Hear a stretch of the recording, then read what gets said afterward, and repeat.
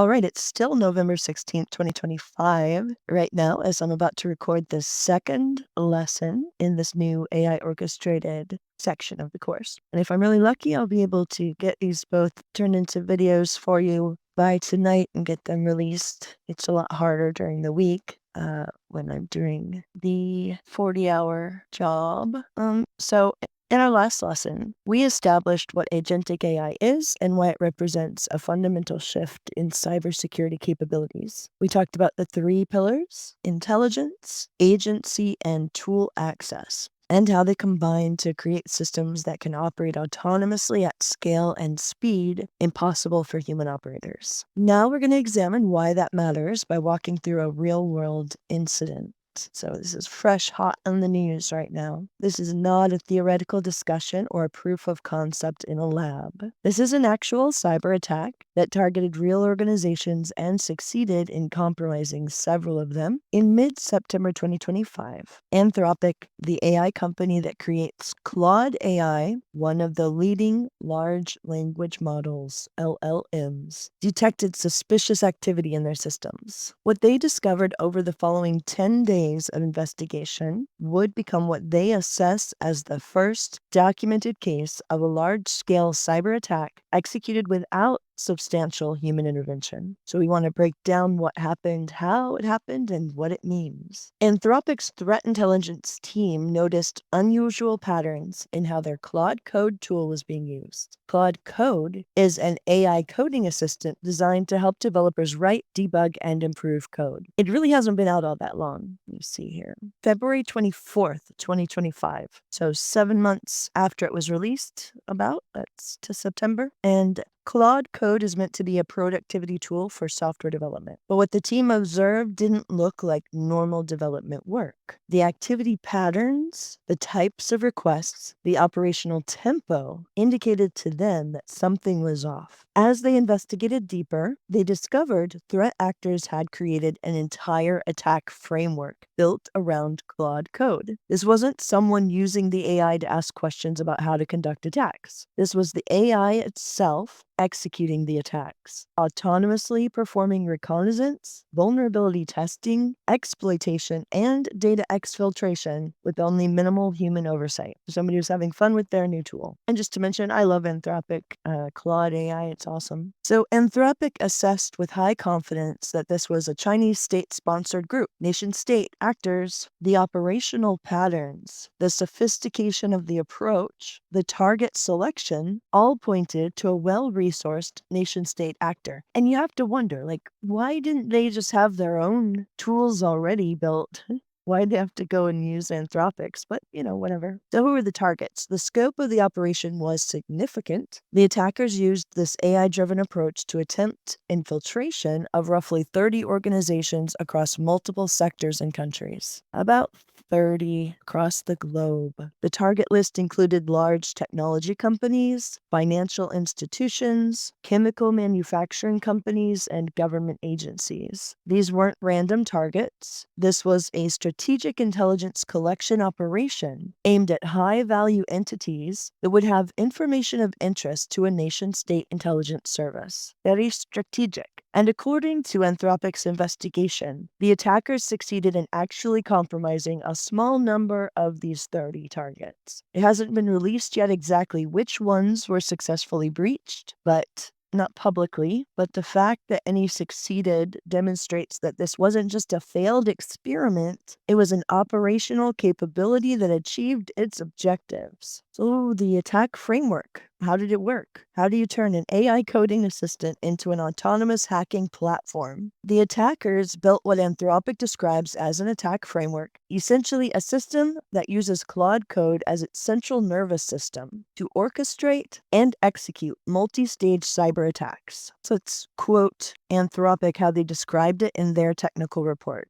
They said, the framework used Claude as an orchestration system that decomposed complex multi-stage attacks into discrete technical tasks for Claude sub-agents, such as vulnerability scanning, credential validation, data exfiltration, and lateral movement, each of which appeared legitimate when evaluated in isolation. So let's unpack that The attackers set up Claude code to operate in a hierarchical structure. The main Claude instance would receive high-level objectives from the human operators. Something like they might type or speak to it and say, comprise this target organization and exfiltrate sensitive data. So Claude would then break that down into specific technical tasks, spawn subagents to handle those individual tasks, and coordinate the overall operation. Each subtask might look innocuous by itself. Don't mind me, I'm fine. One agent is running a network scan. Another is testing database connection strings. Another is validating credentials. None of these individual actions necessarily looks malicious, especially if you don't have the full context that they're all part of a coordinated intrusion. So this is a sophisticated approach to evading detection, both detection by Anthropic's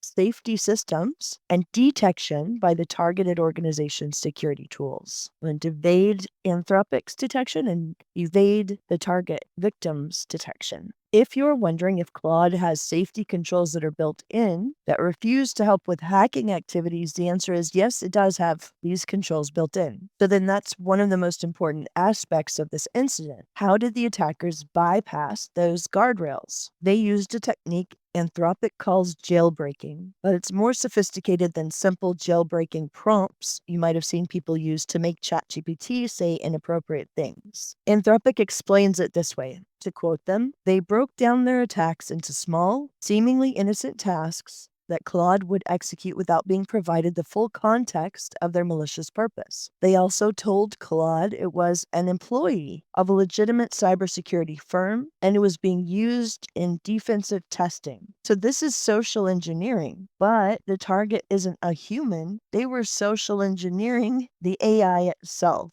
The attackers created elaborate role-playing scenarios where Claude was told it was part of a penetration testing team conducting authorized security assessments. They provided backstories, fake authorization documentation, and constructed context that made the malicious activities appear legitimate. And critically, they used task decomposition to hide the malicious intent. Instead of asking Claude, hey Claude, hack into this company's network, they would instead ask it to perform those individual technical tasks that are actually legitimate activities for security professionals. It'd say, please scan these IP ranges to identify live hosts, test these database connection strings to verify if they're properly secured. Help me make sure to secure this. Analyze this authentication token to ensure it's using strong cryptographic practices. Each individual request in isolation looks like something a security professional might legitimately do. Claude's safety systems are designed to catch obviously malicious requests, but they're much less effective against this kind of decomposed, contextually obscured approach. So that all makes sense. I want to walk through the actual phases of how these attacks unfolded, the attack lifecycle, as this is where you can really see the power and the danger of agentic AI in action.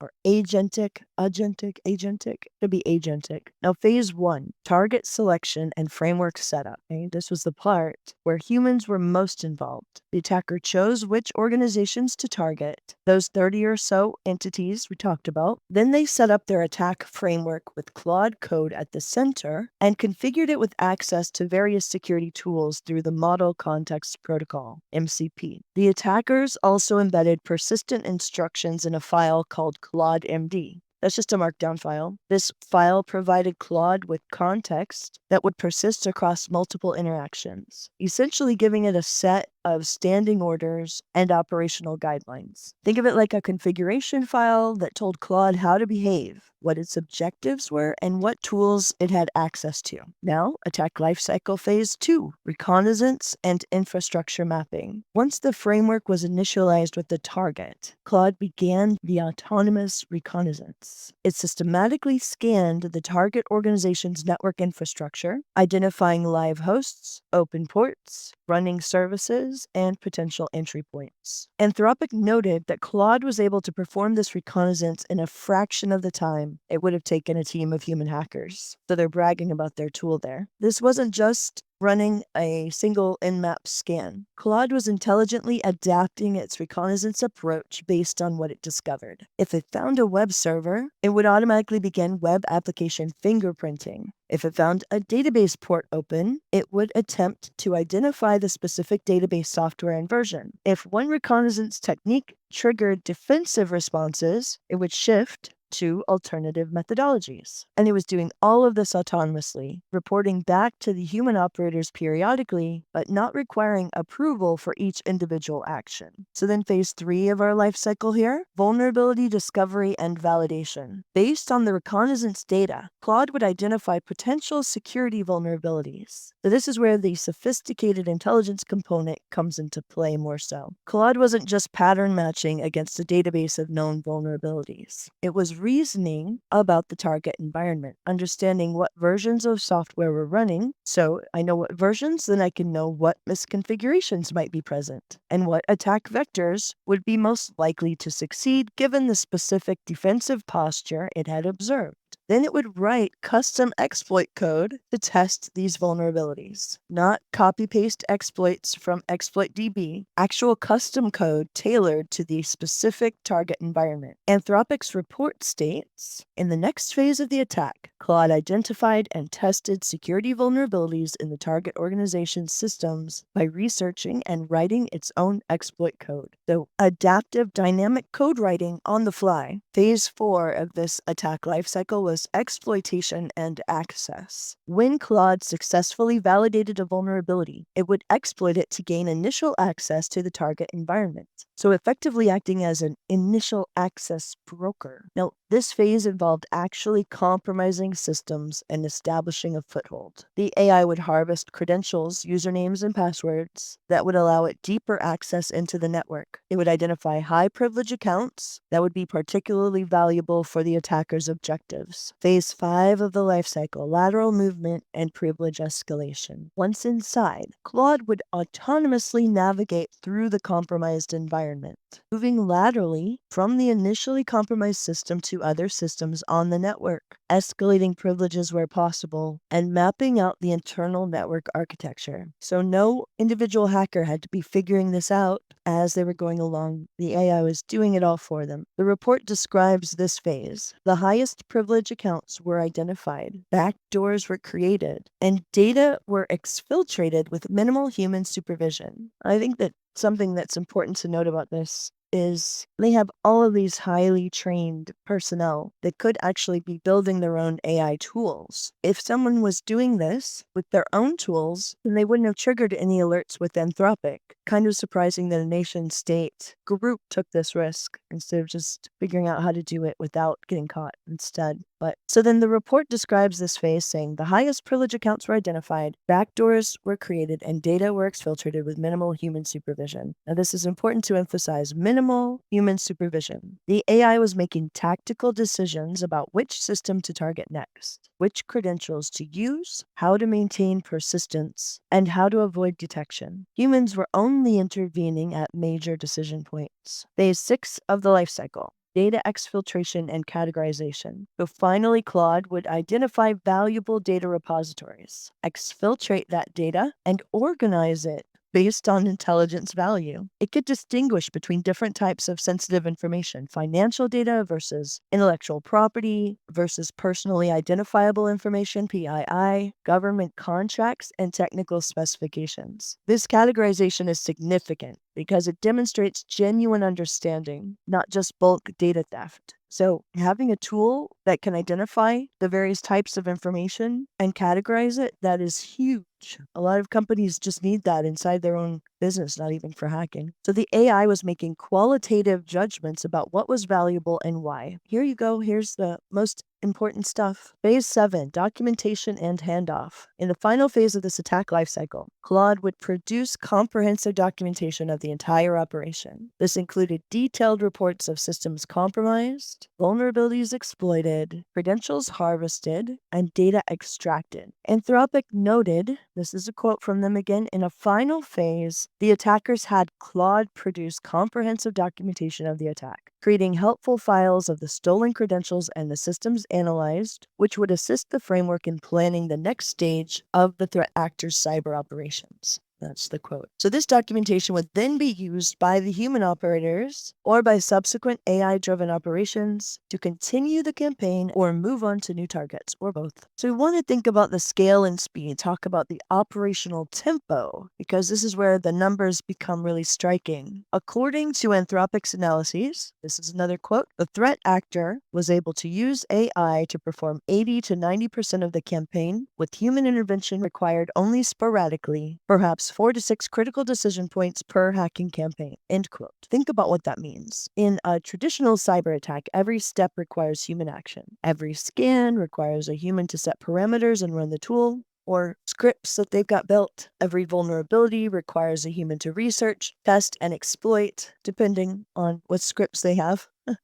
Every movement through the network requires a human to make decisions and execute commands. Here, the AI was handling almost all of that autonomously. Humans were only stepping in at major strategic junctures, deciding whether to escalate from reconnaissance to active exploitation, approving use of certain credentials, authorizing final data exfiltration, and things like that. The speed was unprecedented. Another quote from Anthropic, their report says, at the peak of its attack, the AI made thousands of requests, often multiple per second, an attack speed that would have been, for human hackers, simply impossible to match, end quote. So let me give you a sense of what multiple requests per second actually means in practical terms. A skilled penetration tester might perform a comprehensive network scan, analyze the result, identify promising targets, and begin testing vulnerabilities on 1 or 2 systems in an 8-hour workday. And that's, theoretical. It could be a lot more, it could be less, but it could be hours of focused work. The AI system was performing those same tasks at a rate measured in seconds. It could scan hundreds of systems, analyze thousands of potential vulnerabilities, and test dozens of exploitation techniques faster than a human could even read the output from a single scan. Blink of an eye, right? A slow blink.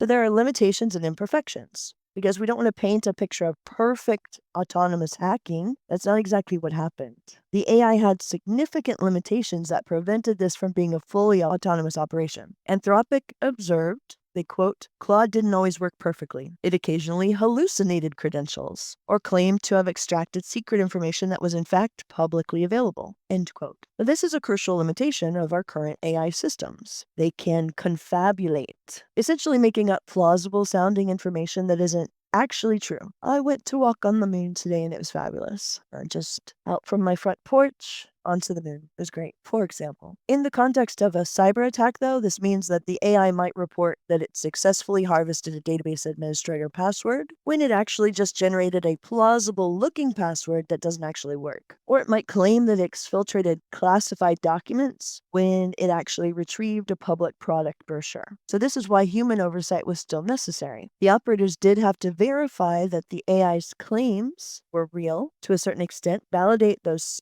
stolen credentials actually worked, and confirm that exfiltrated data was actually valuable. Anthropic concluded with this quote, this remains an obstacle to fully autonomous cyber attacks. So they're saying the imperfections of our system are actually a really good thing, right? How convenient. Anyway, the critical point here is that even with these limitations, the attacks partially succeeded. They did successfully compromise a few places. Even with occasional hallucinations and errors, the AI was effective enough to compromise real targets and exfiltrate real data. So what was Anthropic's response when they knew for sure this is what was going on? According to their report, over the following 10 days, to quote them, as we mapped the severity and full extent of the operation, we banned accounts as they were identified, notified affected entities as appropriate, and coordinated with authorities as we gathered actionable intelligence. So Anthropic took a systematic approach, immediately disrupting the ongoing attacks by banning the malicious accounts, informing the targeted organizations so they could investigate potential compromises, and working with law enforcement and intelligence agencies to ensure the threat intelligence was shared with those who needed it. They also significantly upgraded their detection capabilities. They developed new classifiers, essentially pattern recognition systems, designed to identify this kind of AI-driven attack activity. And they're now looking for the behavioral signatures indicators that indicate someone is using their AI systems for automated intrusion operations rather than legitimate development work. Let's think about the attribution and the geopolitics of this. Earlier discussed was that Anthropic assessed with high confidence that this was a Chinese state-sponsored group. It's worth noting that attribution in cyber attacks is always challenging and often politically sensitive. That means, do we believe everything we hear? I don't know. When news of this incident became public, a spokesperson for the Chinese embassy in the United States issued a statement saying that China firmly opposes and cracks down on all forms of cyber attacks in accordance with the law. The spokesperson added, "We oppose groundless attacks and slanders against China. We hope that relevant parties will adopt a professional and responsible attitude when characterizing cyber incidents, basing their conclusions on sufficient evidence rather than unfounded speculation and accusations." End quote. Now, this is a standard diplomatic response to attribution of cyber attacks. The technical details of how Anthropic made this attribution have not been publicly disclosed fully, but it likely involved analyzing operational patterns, infrastructure used, target selection priorities, and other indicators that intelligence community analysts use to attribute cyber operations to specific threat actors. For our purpose, what matters isn't so much the specific attribution, but the broader implication. Sophisticated nation-state actors actively working to weaponize agentic AI or intelligence collection operations. Because, if they built it themselves, then who's going to catch them the same way?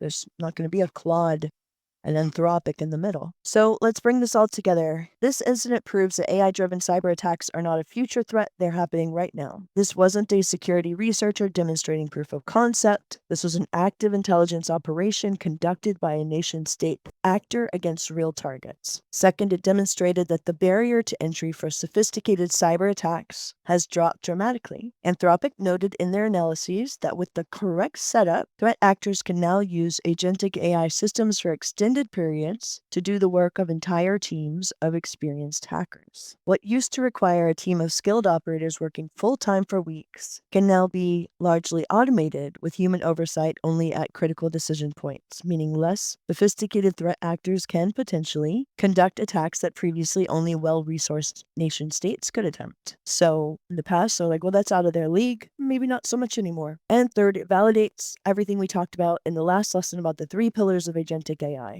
Intelligence to understand complex security concepts, agency to operate autonomously, tool access to actually execute operations. All of these came together in a real-world attack that succeeded in compromising multiple targets. And finally, it highlights the dual-use challenge that we'll discuss in detail later. The same AI capabilities that enabled this attack are also incredibly valuable for defensive security operations. How do we develop AI systems powerful enough to defend against sophisticated threats while preventing them from being weaponized by those same threats? The September 2025 Anthropic incident is a watershed moment in cybersecurity. It's the first time we've seen documented proof that AI can execute large-scale cyber espionage campaigns with minimal human intervention. Anthropic's researchers titled their report, "Disrupting the First Reported AI-Orchestrated Cyber Espionage Campaign," and they emphasized it likely won't be the last. Another quote, they stated, "This operation exemplifies how agentic AI systems can significantly reduce the barriers to executing advanced cyber attacks. With the capability to autonomously manage prolonged large-scale operations, AI could soon enable less experienced or smaller threat actors to launch campaigns once restricted to nation-state capabilities." So later on, I'll be putting out some more lessons to look at more